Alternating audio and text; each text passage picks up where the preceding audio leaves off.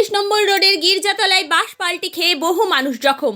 প্রশাসন দেরিতে আসায় উত্তেজিত জনতা।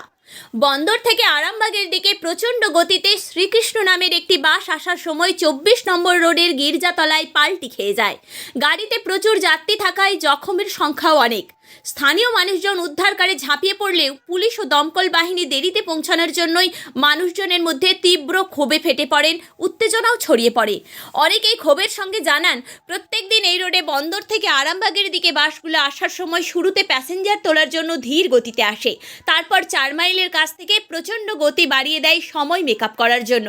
ফলে প্রায়শই এখানে দুর্ঘটনা ঘটে ও প্রাণহানিও হয়। মাত্র কয়েকদিন আগেই এই রুটে বাসগুলো নিজেদের মধ্যে প্রতিযোগিতা শুরু করে গতিতে আসার সময় দুর্ঘটনা ঘটেছিল এবং নিরীহ মানুষের প্রাণও গিয়েছিল। কিন্তু বারবার এমন ঘটনা ঘটলেও বাস মালিকদের পক্ষ থেকে কোনো কঠোর ব্যবস্থা নেওয়া হয়নি, বাস চালকদেরও চৈতন্য হয়নি। আজও একইভাবে প্রচণ্ড গতিতে আসার সময় শ্রীকৃষ্ণ নামের বাসটি নিয়ন্ত্রণ হারিয়ে পাল্টি খেয়ে যায়। অ্যাম্বুলেন্স চালকরা দ্রুত ঘটনাস্থলে পৌঁছে জখমদের আরামবাগ মেডিকেল কলেজ হাসপাতালে নিয়ে যান। দেখতে থাকুন বিস্তারিত NH টিভির পর্দায়।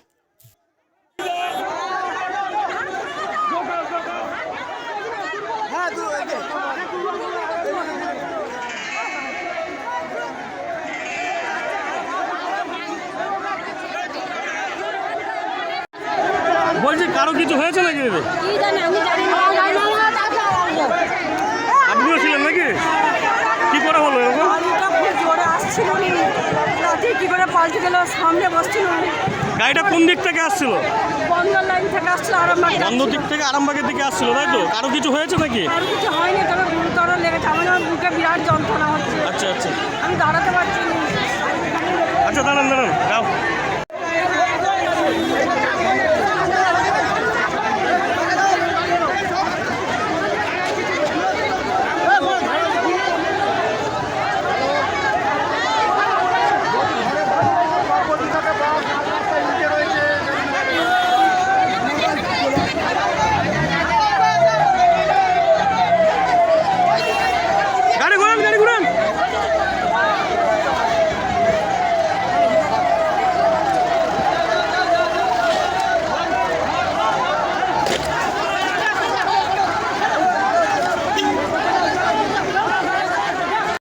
দেখতেই পাচ্ছি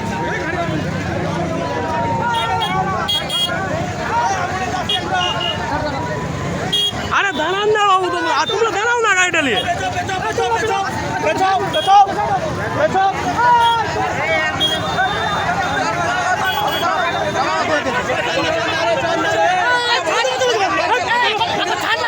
আমরা চলে যাচ্ছি।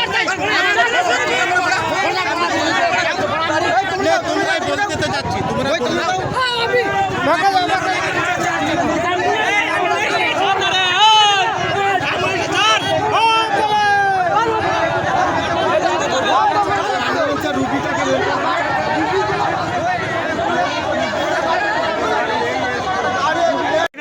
হ্যাঁ, আমি এখানে ছিলাম। আমি পেঁয়াজ বেচছিলাম, ভাঙা ফুটোর দাম করছিলাম। আর এমন সময় আমার সামনে গাড়ি, এরকম দুর্ঘটনা কেউ নাই। গাড়ি যখন পড়ে গেছে তখন এদিক ওদিক থেকে লোকজন একবারে ছোটাছুটি করে আসছে। আমি একাবাক্যের উঠে মেয়েদেরকে হাত ধরে কবজা ধরে তুলছি, আরও ভাইয়েরা সব ওদেরকে উদ্ধার করেছে। অ্যাম্বুলেন্স এসে নিয়ে গেল। গাড়িটা কোন দিক থেকে আসছে? গাড়িটা ওই বন্দর লাইনের দিকে আসছে। বন্দর দিক থেকে আরামবাগের দিকে? আরামবাগের দিকে আসছে। কারো কিছু হয়েছে নাকি? কারো কিছু হয়েছে? না, কারো কিছু হয়েছে, অনেকের ইনজুরি হয়েছে, মৃত্যু হয়নি কারো। হ্যাঁ, অনেক ঘাম হয়ে গেছে।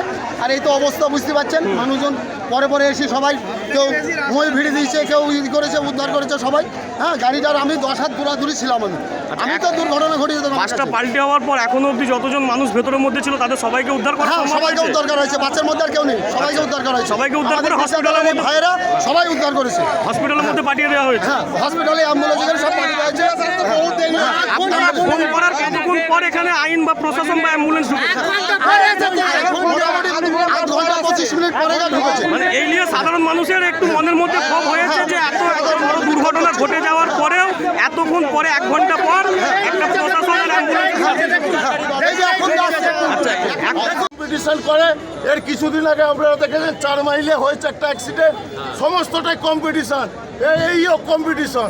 আমি মেন রুটে আবার আরও, যদি দেখতে চান চলুন ভিডিও করবেন। আমি ভোর 5টা থেকে রাত 10টা অবধি ওদের দেখি কাহিনী 4-5টা বাস একসঙ্গে কম্পিটিশন করে আর বাস মালিকরা বাস মেরামত করে না। আপনার নাম দাদা? আমার নাম বাবলু দলই। এই জায়গাটা বাসটা কোথা থেকে ওটা এটা গির্জেতলা পার্বতী চক। আরামবাগ দিকে যাচ্ছিল বন্ধু? হ্যাঁ যাচ্ছিল। এরা বাস মেরামত করে না, উল্টে কম্পিটিশন করে কিভাবে সাধারণ মানুষের জীবন নিয়ে কি করে ঝিলিমিলি খেলে কি কোন রাস্তার কথাটা বললেন